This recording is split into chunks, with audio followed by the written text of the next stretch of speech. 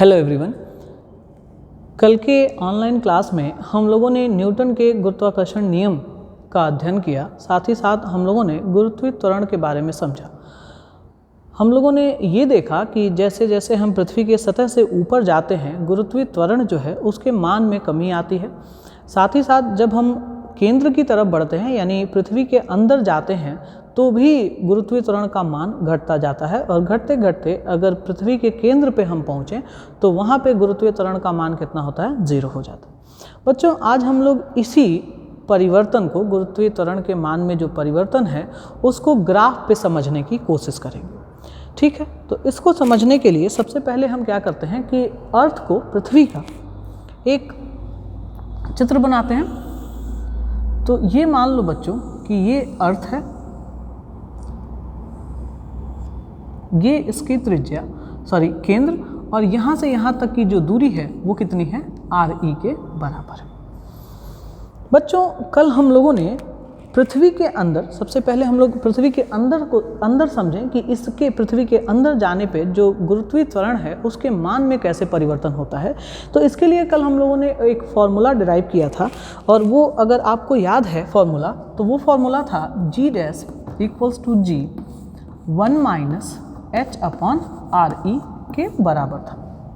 बच्चों, इस फॉर्मूले के हेल्प से ही हमने बताया था कि जैसे जैसे आप पृथ्वी के नीचे जाएंगे, पृथ्वी के भीतर जाएंगे, h का मान बढ़ेगा, और h का मान बढ़ने के बाद वो 1 में से क्या होगा, सब्ट्रैक्ट होगा, घटेगा, तो जो G' का मान आएगा वो कम आता जाएगा। और अगर हम पृथ्वी के केंद्र पे पहुंच जाएं तो h जो है वो RE के बराबर हो जाएगा। तो h की जगह पे भी क्या पुट कर देंगे, RE पुट कर देंगे, तो RE/RE क्या हो जाएगा, कैंसिल, 1 - 1 जो आ जाएगा 0, यानी G' की वैल्यू क्या आ जाएगी, 0, अगर हम पृथ्वी के केंद्र पर पहुंचते हैं तो।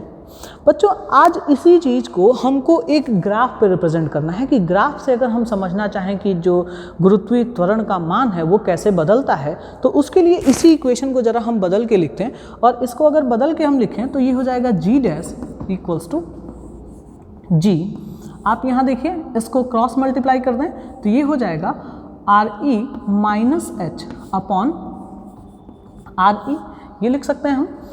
अच्छा, इस चीज़ को ऐसे भी तो लिखा जा सकता है, G' = G/RE, इसको क्या कर दें, ब्रैकेट के अंदर क्लोज कर दें, और इसको यहाँ लिख देते हैं RE - h। बच्चों, इसको ग्राफ पर रिप्रेजेंट करने के लिए हम RE - h को, यहाँ जो RE - h लिखा गया है इसको R मान लेते हैं। जब हम R मान लेंगे, इस हिसाब से हम क्या करेंगे, एक एक चीज़ों को निकालेंगे कि किस किस जगह पे जो गुरुत्वीय त्वरण का मान है वो कैसे निकलेगा। बच्चों, अब आप इसको ध्यान से देखिए, और फिर हम इस इक्वेशन को अब ऐसे लिख सकते हैं, G' =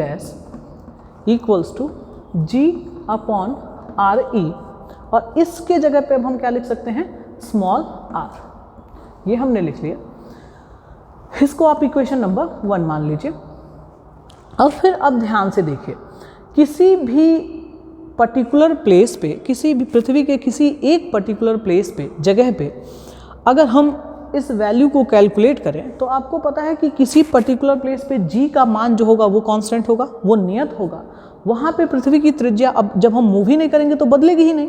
जैसे मान लो कि हम इस जगह पे हैं, तो यहाँ से यहाँ तक की दूरी तो अब हमेशा कांस्टेंट रहेगी इस बिंदु के लिए, और यहाँ पे G का मान भी क्या रहेगा, कांस्टेंट रहेगा।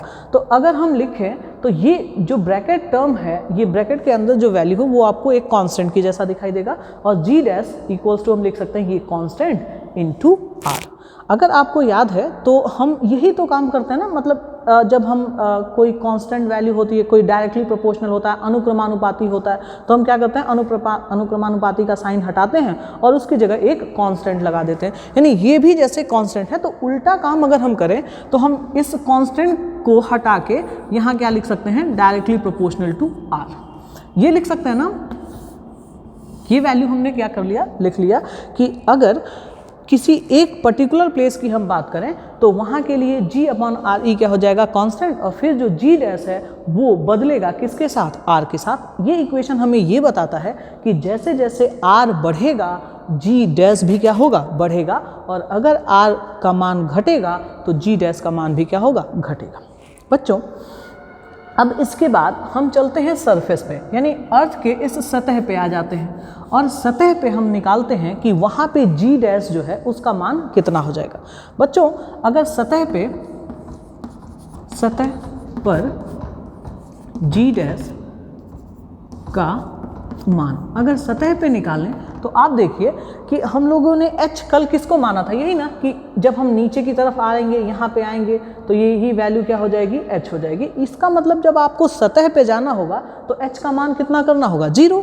तो सतह पर h का मान कितना हो जाएगा, 0। और h का मान अगर सतह पे 0 है तो आप यहाँ से देखिए h की जगह हम क्या पुट कर देंगे, 0। तो r और re क्या हो जाएगा, बराबर हो जाएगा। यानी यहाँ पे इसका मतलब r जो होगा वो किसके इक्वल होगा, re के इक्वल हो जाएगा। ठीक, अब हम इक्वेशन नंबर 1 से अगर लिखें फ्रॉम इक्वेशन 1 तो r की जगह हम क्या लिख सकते हैं, re लिख सकते हैं। और यहाँ से आप देखिए तो जो g डैश है वो कैसे आएगा, g अपॉन re, और स्मॉल r की जगह हम क्या लिख सकते हैं, re। तो ये लिख दिया हमने re से re कैंसिल हो गया, यहाँ पे मिला हमें g dash equals to g। ये हो गया बच्चों कि अगर हम सरफेस पे जाएं तो वहाँ g डैश का मान किसके बराबर होगा, g के बराबर होगा, एक्सीलरेशन ड्यू टू ग्रेविटी के बराबर होगा।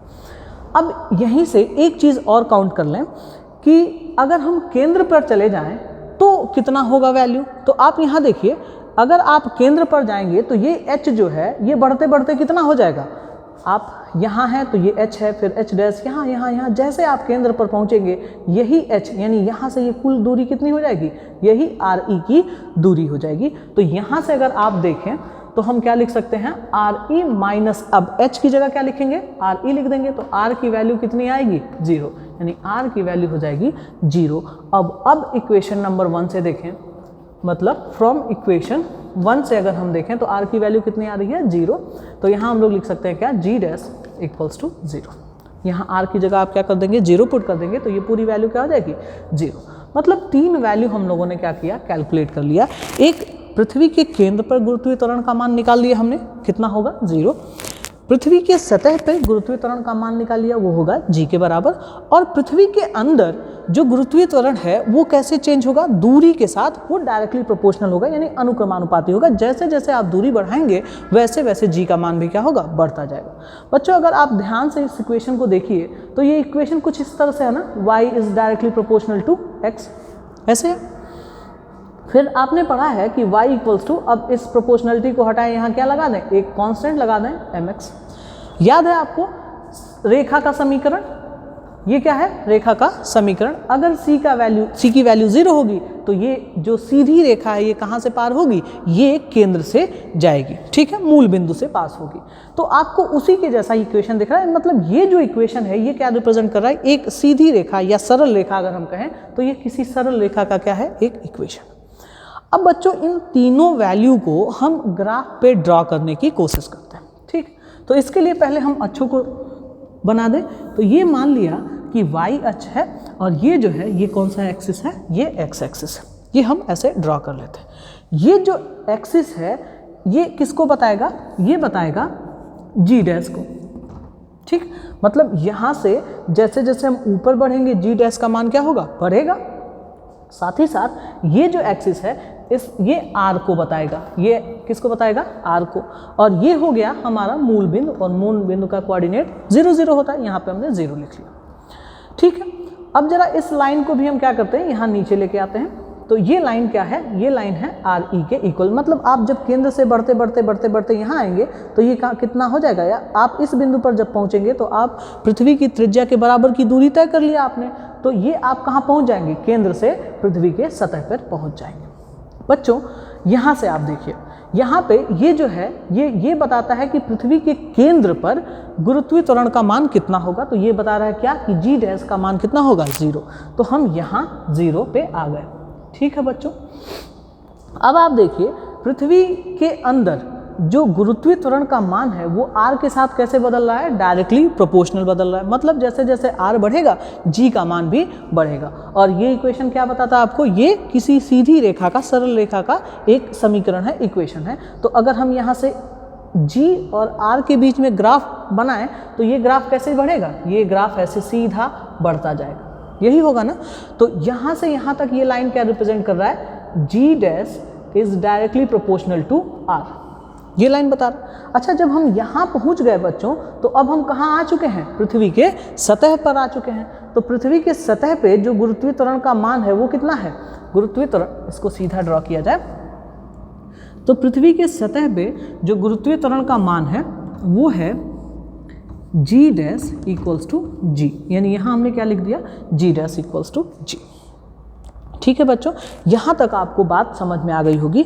अब यहाँ से एक बार और हम समझें इस चीज़ को, तो पृथ्वी के केंद्र पर गुरुत्वीय त्वरण का मान कितना आ रहा था, 0 आ रहा था, तो हमने 0 ले लिया। अब जैसे ही केंद्र से हम सतह की तरफ बढ़ेंगे, केंद्र से सतह की तरफ बढ़ेंगे, जो गुरुत्वीय त्वरण का मान है वो r के बढ़ने के साथ क्या होगा, बढ़ेगा। तो हमने भी क्या कर दिया, गुरुत्वीय त्वरण का मान बढ़ा दिया। ये बात आ गई समझ में आपको। इसके बाद अब सतह से दूर जाने की बात है। तो सतह से जब हम दूर जाएंगे तो उसके लिए तो हमने दूसरा इक्वेशन बनाया था, और वो इक्वेशन क्या था, इसको भी समझ लिया जाए। तो पृथ्वी के सतह से जब हम ऊपर की तरफ बढ़ रहे थे तो उसके लिए हमने गुरुत्वीय त्वरण का जो इक्वेशन बनाया था, जो डेरिवेशन किया था, वो कुछ ऐसे था, G upon 1 plus H upon RE का होल स्क्वायर। ये इक्वेशन हमने कल बताया था, जहाँ H क्या थी, पृथ्वी के सतह से H ऊंचाई थी। ठीक, अब जरा देखिए इसी इक्वेशन को अगर हम बदल के लिखें तो कैसे लिख सकते हैं, G dash equals to G, cross multiply कर दें तो ये हो जाएगा RE प्लस H, और नीचे डिनोमिनेटर में आएगा ना RE, और यहाँ पावर कितना है, स्क्वायर, तो ऊपर यहाँ लिख दें RE स्क्वायर। ठीक, अब यहाँ भी हम क्या ले लेते हैं, हम मान लेते हैं, माना कि जो R है, स्मॉल r, ये जो RE प्लस H है उसकी जगह पे हम क्या मान लेते हैं कि वो स्मॉल r है, तो ये स्क्वायर छूट रहा है, तो RE प्लस H हो गया। ठीक, तो अब ये इक्वेशन कैसे बदल जाएगा बच्चों, ये इक्वेशन बदल जाएगा G dash equals to G RE square, इसको ब्रैकेट में क्लोज कर दें, और ये अपॉन में आएगा ना, यानी 1 अपॉन R स्क्वायर के फॉर्म में आ जाएगा। ये हो गया। अब इसको क्या करते हैं, इक्वेशन नंबर 2 बना देते हैं और फिर इसको समझते हैं। ठीक, तो आप फिर से पृथ्वी के सतह पे कोई बिंदु को कंसिडर करिए। जैसे मान लीजिए कि हम यहाँ पे हैं, किसी एक पर्टिकुलर पोजीशन पे अगर आप G की वैल्यू निकालेंगे तो वो भी क्या आएगा, कांस्टेंट आएगा, नियतांक आएगा, और RE वहाँ भी क्या होगा, फिक्स होगा, वो तो बदलेगा नहीं किसी एक पर्टिकुलर पोजीशन के लिए। तो जो ब्रैकेट टर्म है वो कैसे दिखेगा, वो कांस्टेंट के जैसा दिखेगा। तो इस टर्म को, यानी equation is direct inversely proportional to R square, यानी R स्क्वायर हाँ, क्या लिख सकते हैं इसको, G dash is inversely proportional to 1 upon R square. मतलब कि जैसे जैसे आप दूरी बढ़ाएंगे अब गुरुत्वीय त्वरण का मान क्या होगा, कम होने लगेगा। तो ये हमने निकाल लिया कि अगर आप पृथ्वी के सतह से ऊपर की तरफ जाते हैं और दूर जाते हैं तो वहाँ पे जो गुरुत्वीय त्वरण का मान है वो कैसे बदलेगा। ठीक है बच्चों, अब जरा सतह पे निकाल लें। तो अगर हम पृथ्वी के सतह पे लिखें, पृथ्वी के सतह पर G डैश का मान, तो बच्चों पृथ्वी के सतह पे जाने का मतलब ये है कि H की वैल्यू क्या हो जाए, 0 हो जाए, तब हम पृथ्वी के सतह पे आ जाएंगे। तो R के जगह पे क्या हो जाएगा, RE। तो आप इक्वेशन नंबर 2 से लिख सकते हैं, फ्रॉम इक्वेशन 2। इक्वेशन 2 को देखिए तो R की जगह हम क्या लिख सकते हैं, जब हम पृथ्वी के सतह पे आएंगे तो H की वैल्यू कितनी हो जाएगी, 0। तो R जो है स्मॉल r वो इक्वल हो जाएगा किसके, RE के। तो इस इक्वेशन में स्मॉल r की जगह हम क्या पुट कर दें, R पुट कर दें। तो ये जो G डैश इक्वल्स टू आएगा G अपॉन RE स्क्वायर, नीचे कितना हो जाएगा, ये हो जाएगा RE का स्क्वायर। तो R स्क्वायर से R स्क्वायर कैंसिल हो गया और पृथ्वी के सतह पे हमें मिला क्या, G dash equals to G। ठीक, देखिए यही मिला ना, ये वाली वैल्यू जो हमें पहले मिली थी। तो इसको हम ऐसे लिख सकते हैं। चलिए अब इसके बाद हम लोग ये निकालते हैं कि अगर ये जो R है, ये R जो जिसको हमने ये माना है, ये स्मॉल r, ये H जो है बढ़ते बढ़ते बढ़ते अनंत तक पहुंचने लगे। मतलब हम क्या लिखें यहाँ पे, यहाँ पे हम लिख सकते हैं कि अगर r की वैल्यू क्या होने लगे, टेंड करने लगे इन्फिनिटी की तरफ, तो आप इस इक्वेशन से देखिए, फिर फ्रॉम इक्वेशन 2 को देखिए, तो इक्वेशन 2 से हमें क्या मिलेगा, इक्वेशन 2 से जो g डैश आएगा वो यहीं पे क्या करेंगे, हम इन्फिनिटी पुट करेंगे, और आपको पता है कि 1/इन्फिनिटी कितना होता है, 0 के बराबर होता है, यानी ये पूरी वैल्यू किसके बराबर हो जाएगी, 0 पे। ठीक है, यानी अगर हम अनंत पे पहुंच जाएं तो गुरुत्वीय त्वरण का मान कितना हो जाएगा, 0 हो जाएगा। बच्चों अब 3 चीज़ें हमने यहाँ से भी निकाल ली कि अगर पृथ्वी के सतह से हम दूर बढ़ेंगे तो गुरुत्वीय त्वरण का मान कैसे बदलेगा, जैसे जैसे दूरी बढ़ेगी वैसे वैसे गुरुत्वीय त्वरण का मान घटेगा। अनंत पे पहुँच के गुरुत्वीय त्वरण का मान कितना हो जाएगा, 0, और पृथ्वी के सतह पर गुरुत्वीय त्वरण का मान कितना होगा, वो g के बराबर होगा। अब इन सारे डेटा को, ये जो चीज़ें इन्फॉर्मेशन मिली हमको, इसके हेल्प से हम इस फिगर को क्या करते हैं, ड्रॉ करते हैं। तो आप देखिए जरा कि अब अगर हम r को बढ़ाएंगे, इस इक्वेशन से देखिए पृथ्वी की सतह पे वैल्यू कितनी आ गई, यहाँ पे ये जो g डैश है वो किसके बराबर हो गया, g के बराबर। तो ये लाइन तो हमने बना ली यहाँ तक, यानी इस बिंदु पर g डैश किसके बराबर होगा, g के।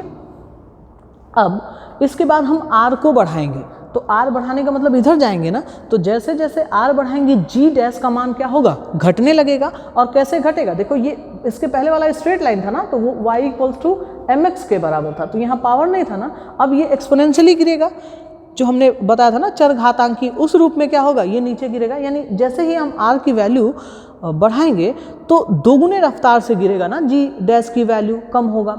तो आप देखिए अब जैसे जैसे हम r बढ़ाएंगे ये क्या हो जाएगा, ये नीचे आना शुरू होगा, और ये ले जाके हम क्या करते हैं, ऐसे छोड़ देते हैं। इसका मतलब ये होता है कि अब देखो यहाँ r हम अनंत तो बना नहीं सकते, तो नहीं बना सकते, तो ये आप यहाँ ले जाके छोड़ देंगे। इसका मतलब ये हो जाएगा कि जब r की वैल्यू अनंत पर होगी तो ये भी, इसकी वैल्यू यहाँ देखो आके 0 हो जाएगी ना, तो इस एक्सिस पे r की वैल्यू कितनी होती है, 0। तो ये हो गया। और यहाँ पे ये जो रेखा है वो क्या रिप्रेजेंट कर रही है, ये रिप्रेजेंट कर रही है g is inversely proportional to 1/r²। ये क्या रिप्रेजेंट कर रहा है, 1/r²। ठीक, तो ये बच्चों हमने क्या किया, ग्राफ पर जो गुरुत्वीय त्वरण का मान है उसमें परिवर्तन को इस पे प्रदर्शित किया। इसके बाद इसको नोट कर लीजिए, फिर हम लोग इसके आगे पढ़ें। चलिए बच्चों, आप लोगों ने नोट कर लिया होगा, अब इसको हटा देते हैं।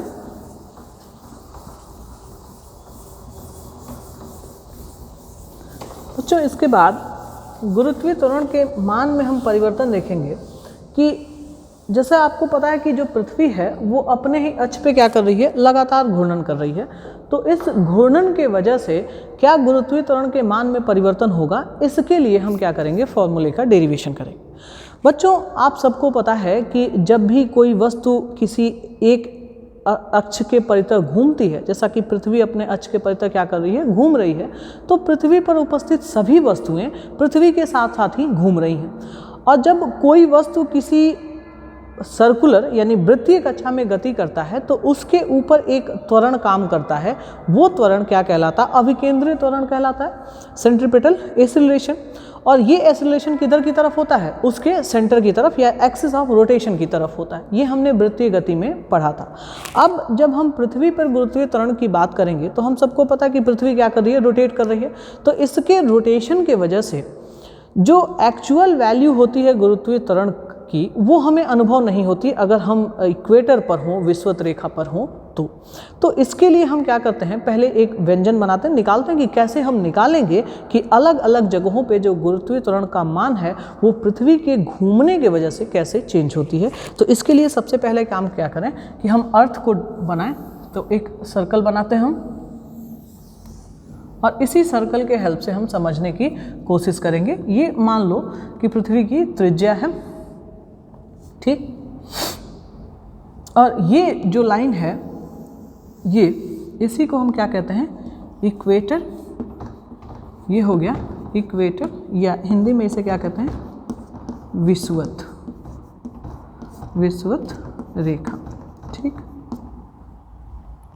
और ये वाली जो लाइन होती है ना बच्चों, यहाँ वाली ये जो लाइन है, इसको हम क्या कहते हैं, पोल। हिंदी में क्या कहते हैं इसको, ध्रुव, ठीक। अब आप मान लीजिए कि कोई कण है वो वृत्तीय गति कर रहा है, तो वृत्तीय गति यहाँ पे भी होगा ना, इस जगह पे भी होगा। तो इसको, इस वृत्तीय गति को दिखाने के लिए हम ऐसे बना लेते हैं कि ये हो गया ऐसे, यहाँ पे सर्कुलर मोशन, वृत्तीय गति इस पॉइंट पे, और यहाँ पे भी अगर कण पहुँच जाए तो वो भी तो ऐसे गति कर रहा होगा, पृथ्वी अगर रोटेट करेगी उसके साथ साथ, तो यहाँ पे भी हम क्या करें, एक रेखा बना लेते हैं, ठीक। और इस बिंदु को हम इसके ओरिजिन से क्या करते हैं, मिला देते हैं, ये हो गया ओरिजिन। मान लो कि ये जो एंगल है वो कितना है, लैम्डा के बराबर है। बच्चों अभी हमने कहा कि पृथ्वी के घूमने की वजह से जो एक्चुअल वैल्यू है गुरुत्वाकर्षण गुरुत्वीय त्वरण की, वो हमें कम अनुभव होगी। तो उसके लिए अगर हम लिखें तो ये कितना हो जाएगा, g dash equals to g minus अभिकेंद्रीय त्वरण। याद है आप लोगों को कि जब हमने वृत्तीय गति पढ़ाया था तो अभिकेंद्रीय त्वरण कितना होता था, तो अभिकेंद्रीय त्वरण ए किसके बराबर होता था, r इंटू ओमेगा स्क्वायर के बराबर, जहाँ r क्या है उस वृत्त की त्रिज्या और ओमेगा क्या था, कोणीय वेग था, ठीक।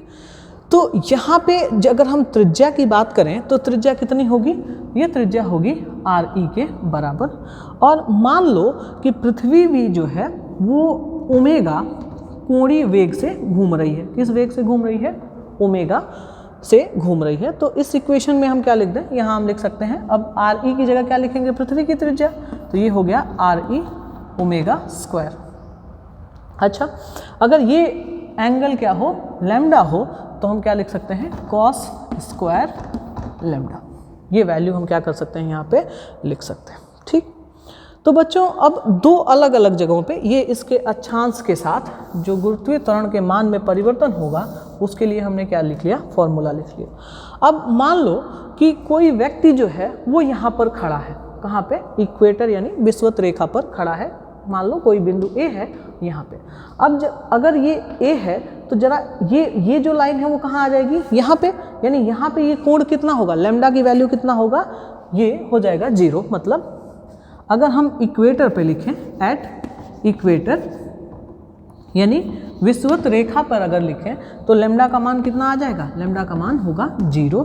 तो कॉस स्क्वायर लैम्डा का मान कितना आ जाएगा, 1 आ जाएगा। तो इस इक्वेशन में अगर हम पुट कर दें तो यहाँ कितना हो जाएगा, g dash equals to g minus re omega square. ये आ जाएगा गुरुत्वीय त्वरण का मान कहाँ पर, विषुवत रेखा यानी बिंदु ए पर।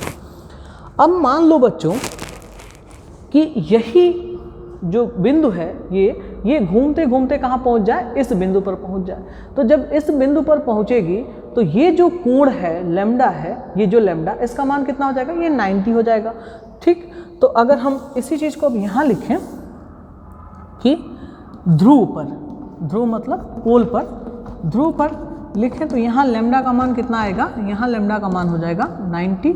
और कॉस स्क्वायर 90 का मान कितना होता है बच्चों, ये होता है 0।